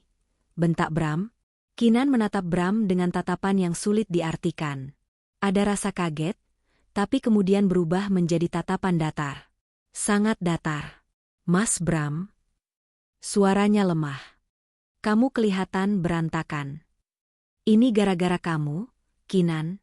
Gara-gara kamu nekan kantor, gajiku dipotong. Anakku sakit, Kinan. Kamu tega? Bram mulai berakting, air matanya keluar, setengah palsu, setengah frustrasi asli. Cabut kebijakan harga kain itu.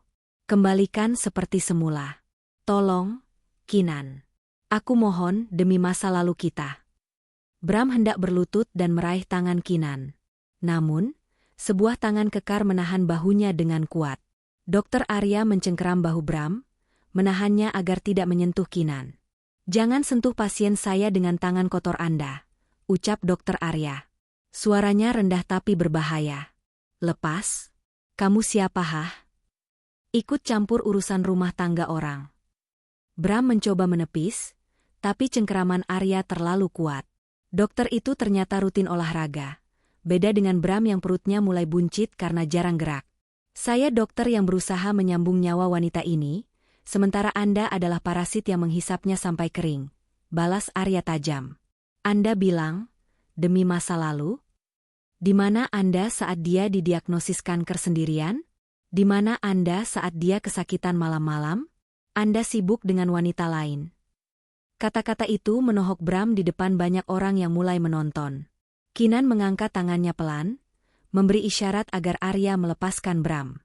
Mas Bram, panggil Kinan pelan. Bram menatap Kinan penuh harap. Ya, Nan, kamu mau bantu aku kan? Kinan tersenyum tipis. Kamu bilang anakmu sakit? Iya. Dia butuh susu mahal, butuh dokter. Kalau begitu, jual ginjalmu, ucap Kinan santai. Bram ternganga. Apa? Kamu punya 2 ginjal, kan? Jual 1. Atau jual kornea matamu. Lakukan pengorbanan fisik untuk anakmu, sama seperti aku mengorbankan rahimku, kesehatanku, dan mentalku selama bertahun-tahun melayanimu. Jangan minta uangku. Uangku cuma buat orang-orang yang setia. Pak Gunawan mengangkatnya dengan tangan gemetar menahan amarah. Halo? Suara dari seberang sana terdengar keras, bahkan bocor keluar gagang telepon. Weoi, mana yang namanya Bramantio? Suruh dia bayar hutangnya atau gue bakar kantor lo sekarang. Gue udah kirim 20 orang ke sana. Pak Gunawan membanting gagang telepon itu. Napasnya memburu. Ia menunjuk pintu keluar dengan jari telunjuk yang gemetar. Keluar. Pak Gan, tolong dengar dulu. Keluar. Teriak Pak Gunawan menggelegar. Kamu memalukan perusahaan. Reputasi kita hancur. Klien bisa lari kalau tahu direkturnya terjerat hutang begini. HRD, siapkan surat pemecatan sekarang juga. Non-honorable discharge, pemecatan tidak hormat. Tidak ada pesangon. Tidak ada referensi kerja. Pak, jangan Pak. Anak saya masih bayi. Saya butuh kerjaan ini. Bram memohon, air matanya tumpah.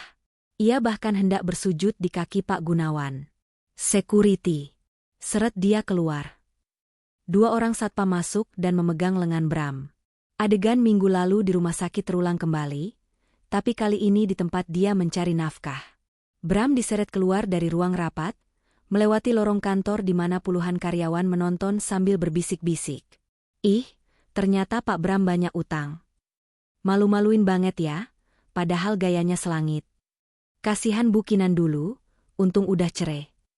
Bram dikawal sampai ke mejanya. Ia diberi waktu 5 menit untuk membereskan barang pribadi ke dalam kardus bekas kertas fotokopi. Hanya ada bingkai foto kosong, karena foto Kinan sudah dibuang, sebuah stapler, dan muk kopi yang retak. Hanya itu sisa karirnya selama 10 tahun. Bram berjalan keluar gedung perkantoran mewah itu dengan memeluk kardus. Matahari siang terasa membakar kulitnya. Ponselnya terus bergetar. Teror itu belum berhenti. Hutang 5 juta telah menghancurkan karir dengan gaji puluhan juta. Sementara itu, di rumah sakit, Kinan sedang duduk santai di sofa kamar VIP-nya. Di pangkuannya ada iPad yang menampilkan berita ekonomi. Dokter Arya duduk di seberangnya, sedang mengupas apel untuk pasiennya. Berita baru, Bu, kata Pak Herman yang baru masuk sambil tersenyum lebar. Informan saya di kantor Bram melapor. Bram baru saja dipecat tidak hormat. Ada drama debt collector yang meneror satu kantor. Kinan meletakkan iPad-nya. Ia tidak tertawa. Ia hanya menghela napas panjang, seolah beban berat baru saja terangkat dari pundaknya. Pinjol ya, tebak Kinan. Betul. Pinjaman 5 juta, bengkak jadi 15 juta dalam seminggu. Bunganya gila. Kasihan, gumam Dokter Arya sambil menyerahkan potongan apel ke Kinan. Kehancuran finansial biasanya memicu kehancuran mental. Kinan mengunyah apel itu pelan. Dia yang menanam, dia yang menuai, Dok. Dulu dia memakai uang saya untuk memanjakan egonya. Sekarang dia harus belajar bahwa ego itu mahal harganya. Lalu, apa rencana selanjutnya? Tanya Pak Herman. Dia sudah jatuh miskin. Sudah dipecat. Sudah di blacklist. Mata Kinan berkilat tajam. Manusia seperti Bram, saat terpojok, akan kembali ke tempat yang dia anggap rumah. Dia pasti akan mencoba menghubungiku lagi, atau dia akan melampiaskan amarahnya pada orang terdekatnya. Lia, tanya Arya. Kita lihat saja. Apakah cinta sejati mereka bertahan di atas perut lapar dan teror penagih utang? Jawab Kinan sinis. Sore harinya, di kontrakan Bram. Bram pulang dengan kardus di tangan. Pintu kontrakan terbuka lebar. Terdengar suara barang-barang dibanting. Lia, panggil Bram panik. Ia masuk dan mendapati pemandangan mengerikan. Kontrakannya berantakan. Baju-baju berserakan. Dan di dinding ruang tamu, ada tulisan besar dari cat semprot merah, bayar utang WOI. Rupanya debt collector lapangan sudah mampir. Lia duduk di pojok kasur sambil menangis histeris. Dava juga menangis kencang di sampingnya. Begitu melihat Bram, Lia langsung berdiri dan melempar kaleng susu ke arah Bram. Bugh! Kaleng itu mengenai jidat Bram, membuatnya benjol seketika. Dasar suami tidak berguna, teriak Lia seperti orang kesurupan. Tadi ada preman datang ke sini. Mereka gedor-gedor pintu. Tetangga semua nonton. Aku malu, Mas. Malu.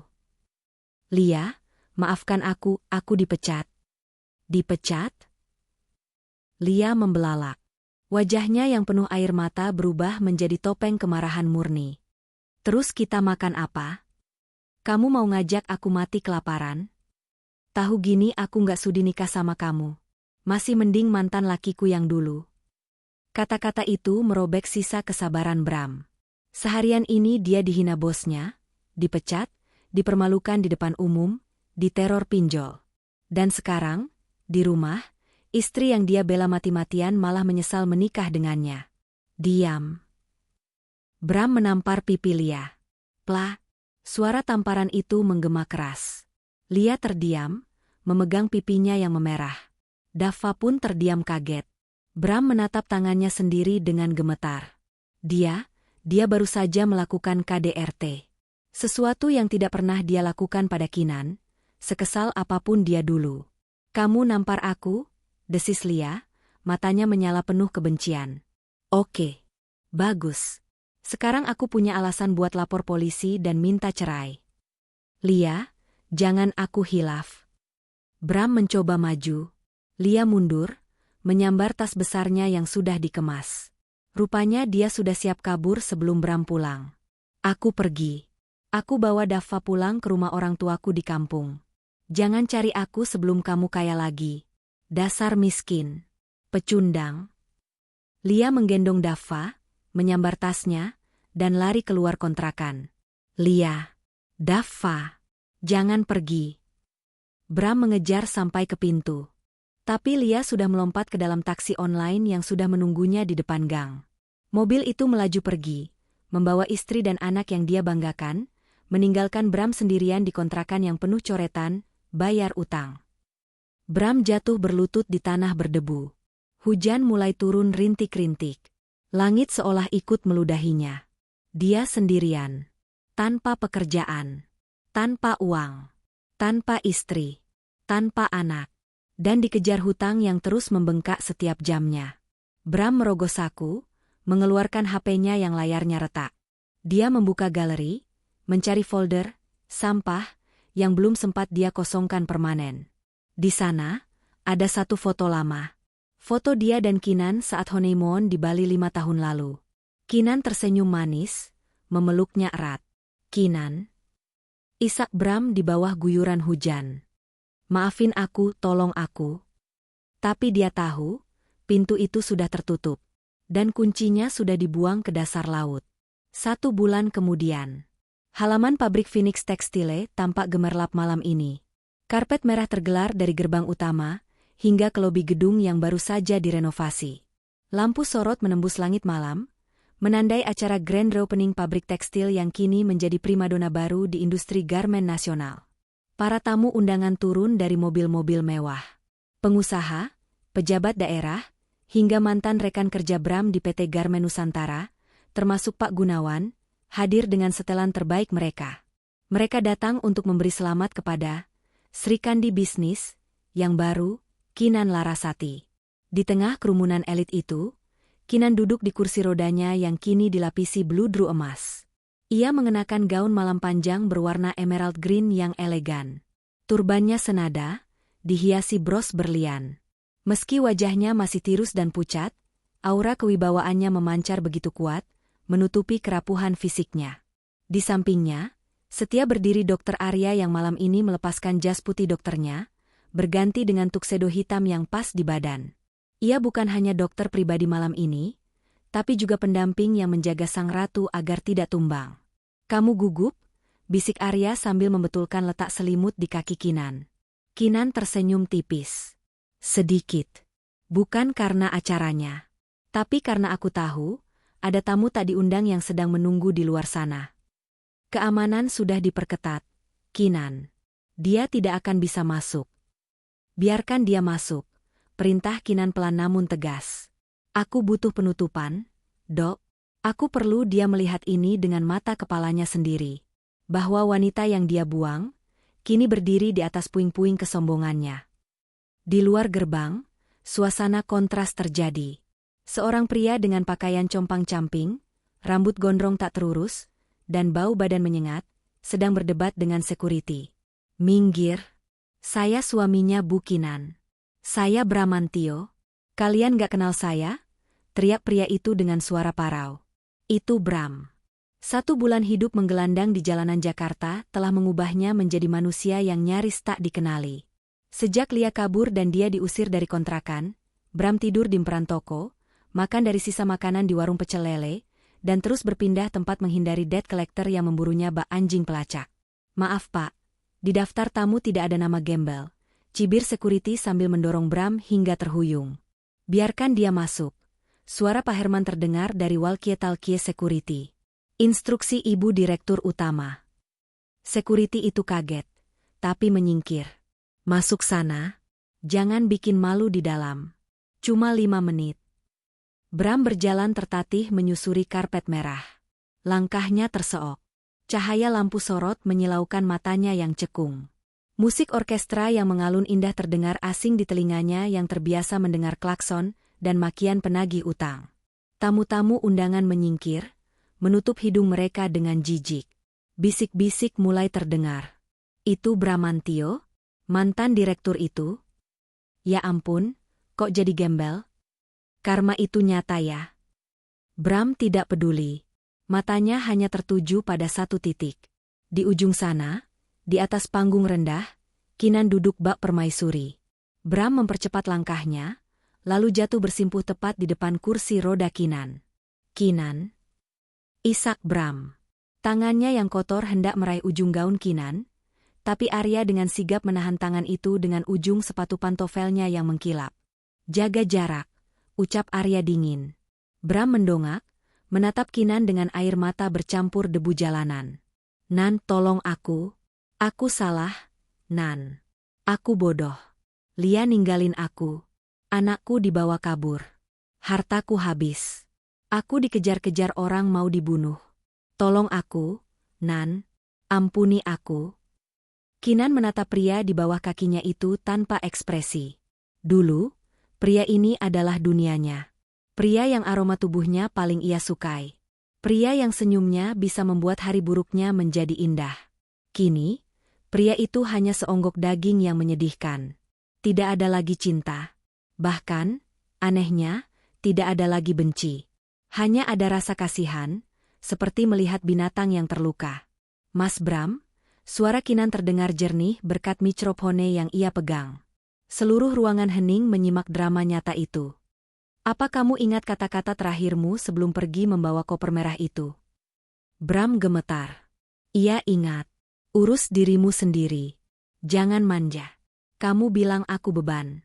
Kamu bilang aku manja. Lanjut Kinan. Lihatlah sekarang. Beban ini telah membangun kerajaan bisnis dalam sebulan. Sementara kamu bahkan tidak bisa mengurus dirimu sendiri. Aku hilaf, Nan. Aku kena pelet Silia. Aku sadar sekarang, cuma kamu wanita terbaik. Terima aku lagi, Nan. Aku rela jadi sopirmu, jadi tukang kebunmu, asalkan aku boleh tinggal di sini. Lindungi aku dari penagih utang itu. Kinan tertawa kecil, tawa yang hampa. Melindungimu? Kinan menggeleng. Tugas istri melindungi martabat suami. Tapi kamu bukan suamiku lagi. Kamu adalah orang asing yang pernah numpang hidup di masa laluku. Kinan memberi isyarat pada Pak Herman. Pengacara tua itu maju membawa sebuah amplop tebal. Bram menatap amplop itu dengan mata berbinar. Uang. Pasti itu uang. Ambillah, kata Kinan. Dengan tangan gemetar, Bram menyambar amplop itu dan merobeknya. Isinya bukan uang merah. Isinya adalah 1 tiket bus ekonomi 1 kali jalan tujuan ke sebuah kota kecil di ujung Sumatera, dan selembar surat pernyataan bermaterai. Apa-apa ini? Tanya Bram bingung. Itu tiket untuk kamu pergi dari Jakarta malam ini juga, jelas Kinan. Dan surat itu adalah pernyataan bahwa saya, Kinan Larasati, telah melunasi pokok utang kamu di aplikasi pinjol itu. Bunganya saya minta dihapuskan dengan ancaman lapor OJK. Jadi, kamu sekarang bebas hutang. Bram ternganga. Bebas hutang? Kinan menyelamatkannya? Terima kasih, Nan. Terima kasih. Aku tahu kamu masih cinta. Tunggu, potong Kinan tajam. Aku melunasinya bukan karena cinta. Tapi karena aku muak namaku dan kantorku terus diteror oleh penagih utang yang mencari kamu. Aku membersihkan sampah di halamanku sendiri. Kinan mencondongkan wajahnya sedikit. Syaratnya, gunakan tiket itu. Pergi. Menghilanglah. Mulai hidup baru jadi buruh kebun atau apapun di sana. Jangan pernah injakkan kaki di Jakarta lagi. Jika kamu terlihat dalam radius 100 km dari hidupku, aku akan pastikan hutang itu kembali atas namamu. Tapi Nan, aku nggak punya uang saku, aku makan apa di jalan? Kinan bersandar kembali ke kursinya, menatap langit malam. Urus dirimu sendiri, Mas. Kamu kan laki-laki sehat. Jangan manja.